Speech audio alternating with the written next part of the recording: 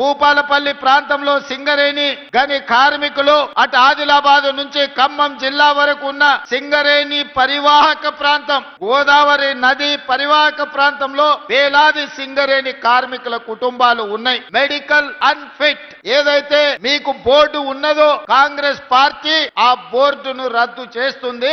భవిష్యత్తులో సింగరేణి కార్మికులకు వాళ్ళ వారసత్వ ఉద్యోగాలు గాని మెడికల్ బోర్డు ఇచ్చే అన్ఫిట్ సర్టిఫికెట్ తోని వాళ్ళ కుటుంబ సభ్యులకు వచ్చే ఉపాధి అవకాశాలు పోతాయి. మిమ్మల్ని కాంగ్రెస్ పార్టీ మోసం చేస్తుందని కొంతమంది తప్పుడు ప్రచారం, విషపు ప్రచారం చేస్తున్నారు. అసలు ఈ ఆలోచన ఎక్కడి నుంచి వచ్చిందో, ఈ అవసరం ఎవరికి ఉన్నదో నాకైతే అర్థం కాలేదు. అందుకే మిత్రులు జనక్ ప్రసాద్ గారికి, పెద్దలు దుద్దిల్ల శ్రీధర్ బాబు గారికి నేను విజ్ఞప్తి చేస్తున్నా. ఎవరైనా ఇట్లాంటి తప్పుడు ప్రచారాలు చేసి మెడికల్ బోర్డు విషయంలో విషము చిమ్ముతే వాళ్ళను అందరినీ మోకాళ్ళ మీద కూర్చోబెట్టి 4 ఈపుల మీదంగా దెబ్బలేయండి.